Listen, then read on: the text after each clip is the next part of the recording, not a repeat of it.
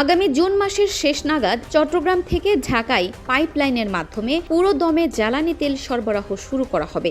গত ১৯ মে জাতীয় সংসদের বিশেষ কমিটিতে বিদ্যুৎ, জ্বালানি ও খনিজ সম্পদ মন্ত্রণালয়ের পক্ষ থেকে এই গুরুত্বপূর্ণ তথ্য জানানো হয়েছে। এই পাইপলাইন চালু হলে দেশের জ্বালানি পরিবহন ব্যবস্থায় এক যুগান্তকারী পরিবর্তন আসবে এবং পরিবহন খরচ ও সময় অনেকাংশে কমে যাবে।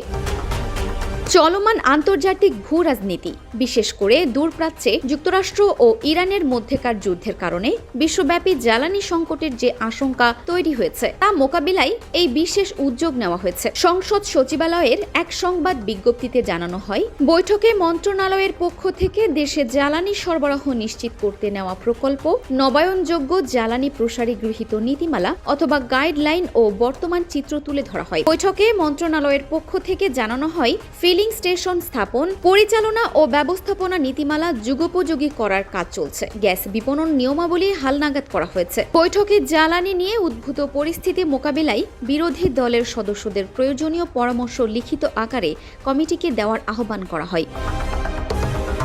কমিটির সভাপতি বিদ্যুৎ, জ্বালানি ও খনিজ সম্পদ মন্ত্রণালয়ের মন্ত্রী ইকবাল হাসান মাহমুদের সভাপতিত্বে বৈঠকে অংশ নেন কমিটির সদস্য বিদ্যুৎ, জ্বালানি ও খনিজ সম্পদ প্রতিমন্ত্রী অনিন্দ ইসলাম অমিত, হুইপ ABM আশরাফুদ্দিন নিজান, হুইপ মিয়া নুরুদ্দিন আহমেদ অপু, মইনুল ইসলাম খান, মোহাম্মদ সাইফুল আলম, মোহাম্মদ নুরুল ইসলাম, মোহাম্মদ আব্দুল বাতেন, মোহাম্মদ আবুল হাসনাত ও মোহাম্মদ আবুল হাসান।